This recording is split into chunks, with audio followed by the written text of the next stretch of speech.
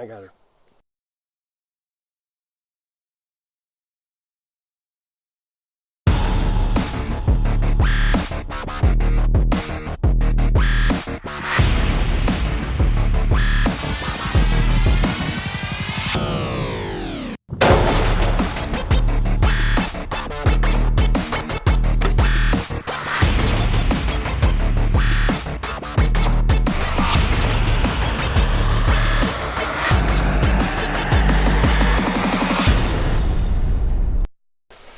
Whether you're hunting 40 acres or 20 acres or 200 acres, you got to manage your property for does. And an antlerless segment is important not only to take down the herd, so the density is going to be proper for the land. It's going to be less stress on the browse, less stress on the habitat. But when you do that, if you have the luxury, I always say if you have the luxury of having a bigger property that you can take a lot of does off of, you want to do it by age classes. And you can do that just by using a good pair of binoculars, and you can pinpoint does. Now, you're not going to be able to age does like you age bucks. You're going to be able to age does from fawns to yearlings and full adults. Full adult is a 2-year-old doe or older. Now, if you're hunting a smaller property, you just need to figure out how many does you can take off that property without affecting your overall hunting. A small property is a lot different, especially if you have a lot of neighbors that are hunting too. You really want to rein back how many does you kill, because those does have very small home ranges, especially the big ones. If you have a big doe on your property, you have a small property, you probably want to leave her alone. And if you're going to want to fill a doe tag, you want to fill it on a younger deer. A doe fawn, a yearling doe, perfect to take out. Why is that? Because those does are going to be kicked off to other properties through dispersal, and also those does take the most energy off the land. A fawn or a yearling consumes a lot more food because their skeleton is not fully developed. So they're going to eat a lot more food throughout the year, which is going to really put a lot of pressure on your land to try to keep it optimum for the deer that you have on it.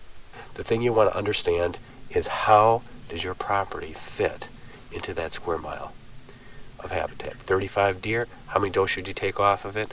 35 deer on a 640 acre piece, you're going to take off 5, 8 maybe in a year. Out of those 5 or 8, you don't want to kill all the big mama does, because those are the ones that are going to be the home bodies. They're not dispersing anymore. Those are the ones that are going to stick close to home, and those mama does are the best mothers. Now, buck fawns. Don't run for the roof if you kill a buck fawn. And don't let anybody shame you into it. It happens. 22% approximately of the entire nation's antlerless harvest is going to be buck fawns. It happens. You try not to let it happen. But the second you start really holding back on your doe harvesting efforts is when that deer population is going to explode. So just keep that in mind and have fun hunting. You don't need to spend a ton of money to get quality in hunting gear. Take these Nikon ProStaff 3S binocular. It is good quality and for less than $140. Ammunition falls into that same category. You want accurate ammunition. Today I'm testing the Hornady Precision Hunter lineup. Why is it a little more accurate than all the rest? Well, for starters, it was designed around Doppler radar data, not the old style chronographs, which really isn't that old.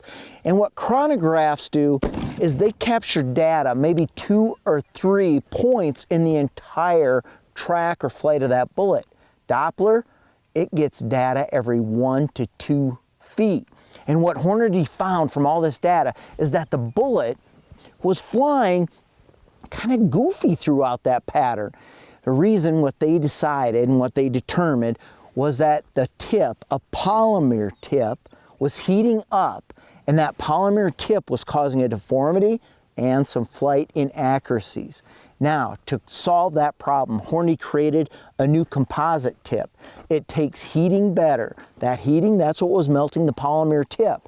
And it created and designed a thicker shank. So this bullet, the ELDX bullet, extremely low drag expansion bullet, would expand at any velocity. You're going to get screaming velocities right out of the muzzle at 100 yards or so, 3,000 feet per second with some calibers. And long range, you're going to get velocities dropping down to 1,600 feet per second. But the ELDX bullet, it handles it all.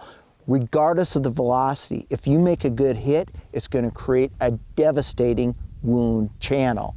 Now where the ELDX really shines, hey, that's long range. At 600 yards and beyond, don't shake your head at me like you're never going to shoot that distance.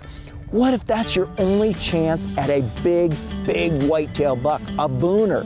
Well, most modern hunting rifles, they can handle those shots. Top it with a good scope like the Nikon Monarch series and use Hornady Precision Hunter ammo. You can make that long shot.